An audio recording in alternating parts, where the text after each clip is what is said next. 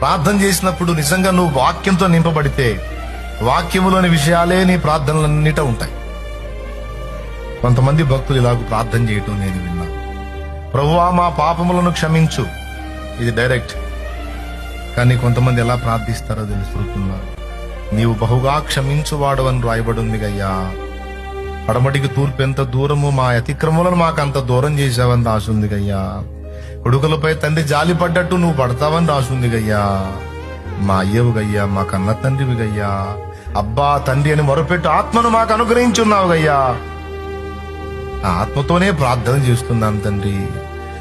దేనిని గూర్చి చింతింపకుడు గాని ప్రతి విషయమును గూర్చి కృతజ్ఞతాపూర్వకంగా మీ మనవులు ఆయనగా తెలియజేయండి, ఆయన సమాధానం మీకు వస్తుందని ఫిలిప్పీ పత్రిక 4లో రాశావయ్యా.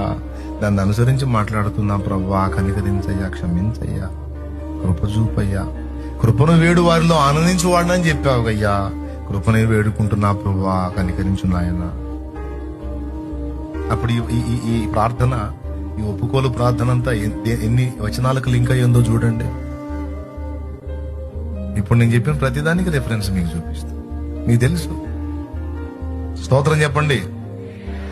మనకు ముందు తరాలలో ఉన్న భక్తుల ప్రార్థనలు ఇలా ఉండేవి. ఇప్పుడు ఎంత రిస్కులు ఎవరు చేస్తున్నారు? ప్రభువా పాపాలు క్షమించుకోనాయన, కలిపి కొట్రా.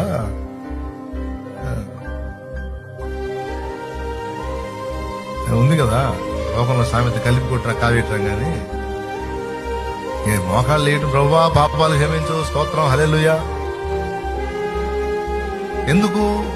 లేఖనం ఏం చెప్పిందో, ఏ దాని ప్రకారం ఏమేం తప్పులో అన్ని పరిశీలించుకునేంత ఓపిక ఆడేసింది. అన్ని క్షమించేసే ప్రభువా. అంత మొత్తం ఒక్కటే కాంట్రాక్ట్ ఇచ్చేస్తారు దేవుడు, ఇంకా ఆయన ఫిల్టర్ చేసుకోవాలి. కానీ అంత డెప్త్ గా ప్రార్థన చేసి ఎప్పుడు వాక్యంతో నింపబడినప్పుడు, వాక్యం గుండెల్లో ఏమర్థమైంది? ఇప్పుడు ప్రార్థన పొడిగా లేదు, అంత లేఖనాల్లోకి వెళ్ళి వస్తుంది ప్రార్థన, అక్కడి నుంచి ఫిల్టర్ అయి వస్తుంది. అట్లాగా ఈ వచనం ప్రకారం ఇలాంటి మాటలు ఉన్నాయిగా ప్రభువా, అదిగో వాటన్నిటిని అనుసరించి ఇదిగో నేను క్షమాపణ కోరుతున్నా.